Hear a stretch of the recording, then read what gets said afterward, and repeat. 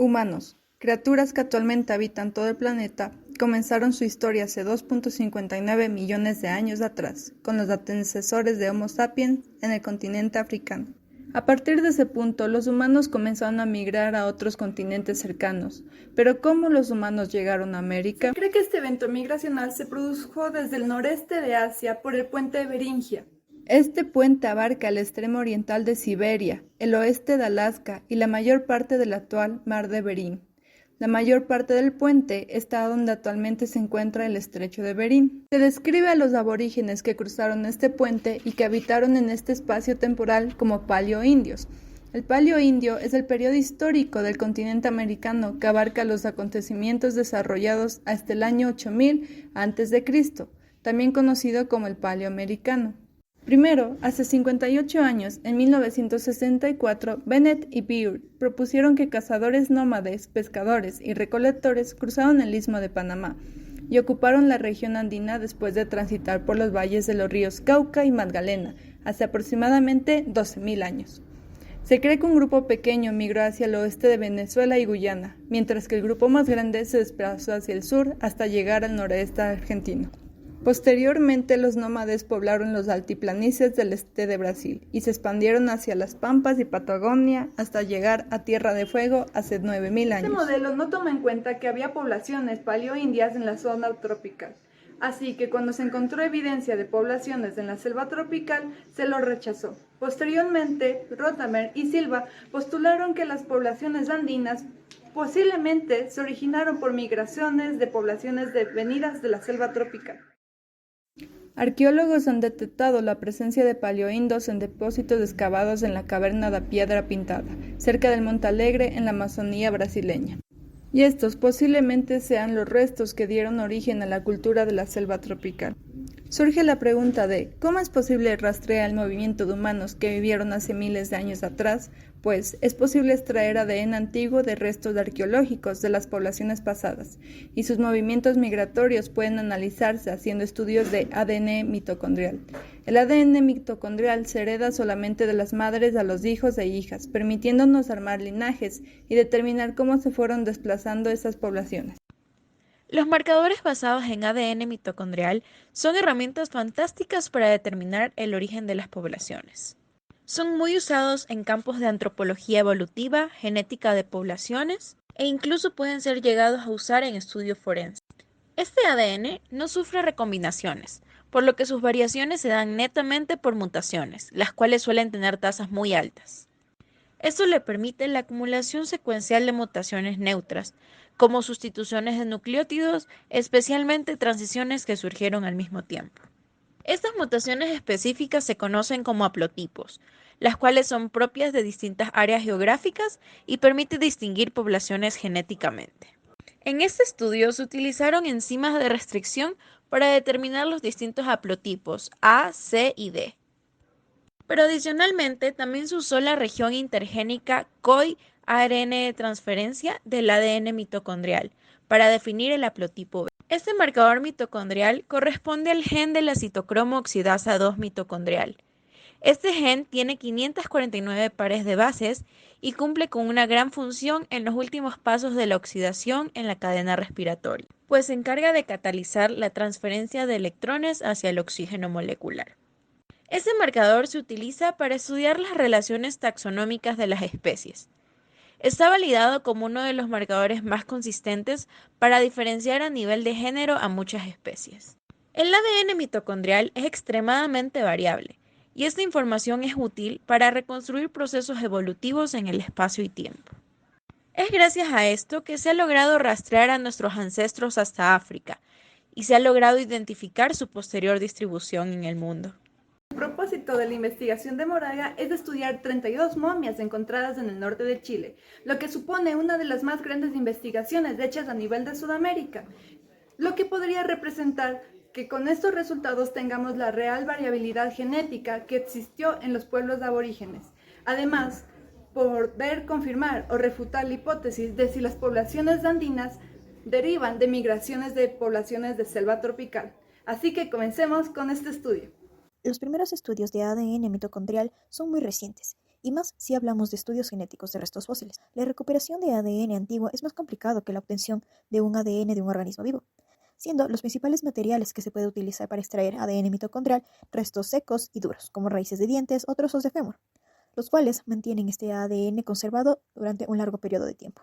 Las muestras utilizadas corresponden a momias excavadas en los valles de Azapa, Tarapacá y Camarones en la región de Tarapacá en el extremo norte de Chile.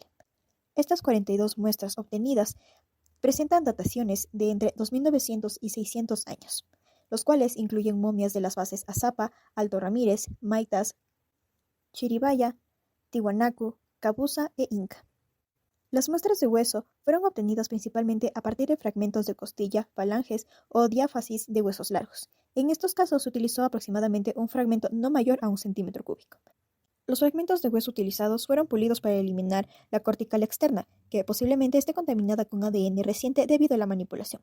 Posteriormente, estos huesos fueron fragmentados con una herramienta de corte e irradiadas con luz ultravioleta aproximadamente durante 15 minutos.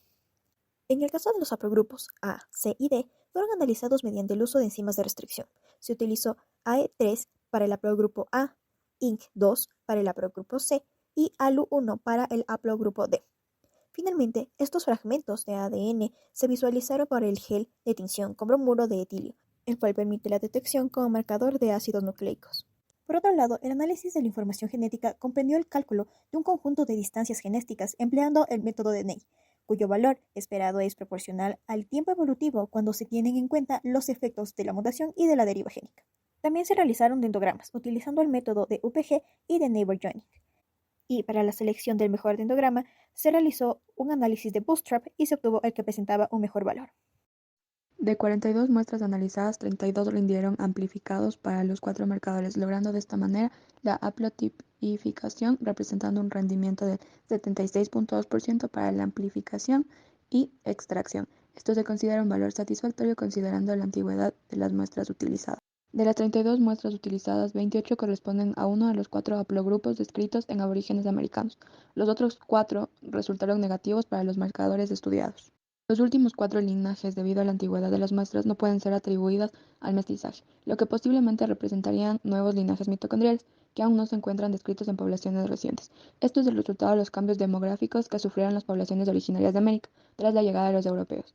Aun cuando la frecuencia del grupo otros es relativamente elevada, con 12.5%, se piensa que debería ser difícil su desaparición por deriva simultáneamente en todas las poblaciones contemporáneas. Estos grupos pueden pertenecer a linajes mitocondriales diferentes con frecuencias que no superen el 3%, debido a que el único que los relaciona directamente es el ser diferentes a los 4 haplogrupos amerindios principales. Las frecuencias obtenidas para estos haplogrupos oscilan entre el 3.1% para el haplogrupo D y el 31.2% para los haplogrupos A y C, alcanzando el haplogrupo B una frecuencia de 21.9%. Estas frecuencias difieren de las observadas de las poblaciones aymara y atacameña actuales, en las cuales los haplogrupos B representan cerca del 70%, para el haplogrupo A 31.2%. Estas diferencias en las frecuencias resultan importantes. Los cambios observados en ellas son explicables teniendo en cuenta el tiempo transcurrido, los posibles movimientos poblacionales desde el altiplano y la marcada disminución del tamaño de las poblaciones andinas después de la llegada de los invasores europeos. Por otra parte, la matriz de distancia de Ney, construida a partir de las frecuencias relativas a haplogrupos, se muestra en la tabla 3. Resulta interesante contrastar que la distancia existente entre las momias y las poblaciones de orígenes de Amazonía es pequeña, mientras que distancias mayores se aprecian entre las poblaciones actuales del norte y sur de Chile, avalando el análisis realizado.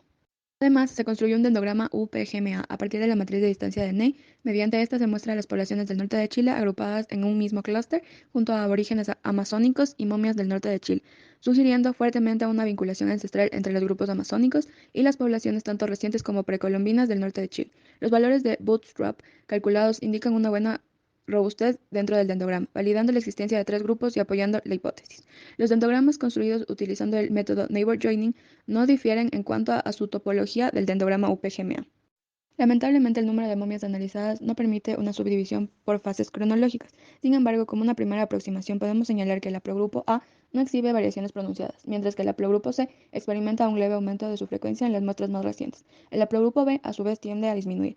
Aunque estas tendencias no son definitivas debido al pequeño tamaño de muestra, podrían en un principio ser explicados por cuellos de botella poblacionales o por flujo génico desde poblaciones vecinas.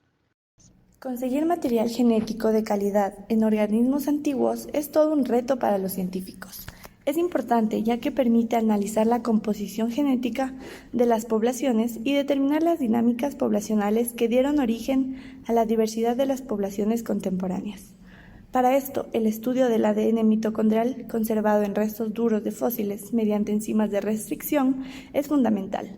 El ADN mitocondrial es heredado exclusivamente de la madre y posee una elevada tasa de mutación, por lo que es eficiente para establecer linajes entre poblaciones y detectar parentescos entre grupos de individuos, llamado haplogrupos o haplotipos. A pesar de la antigüedad de las muestras, los resultados obtenidos fueron muy satisfactorios. De las 42 muestras obtenidas, 32 fueron amplificadas con éxito y estudiadas en base a 4 haplogrupos mediante una enzima de restricción para cada uno de los haplogrupos. De las 32 muestras, 28 fueron de uno de los haplogrupos, obteniendo como resultado final una proximidad genética entre las momias del norte de Chile y los grupos aymaras y atacameños a los aborígenes de la Amazonía. Concluyendo que las momias del norte de Chile tienen parentesco con los aborígenes de la Amazonía y que posiblemente este sea el área de origen de la migración de las poblaciones andinas. Sin embargo, para poder afirmar tales conclusiones es necesario una mayor cantidad de muestras de diferentes poblaciones y construir nuevos haplogrupos para las muestras que por el momento no pertenecen a ninguno. Siendo así que el ADN mitocondrial es la clave para poder relacionar poblaciones y sus orígenes.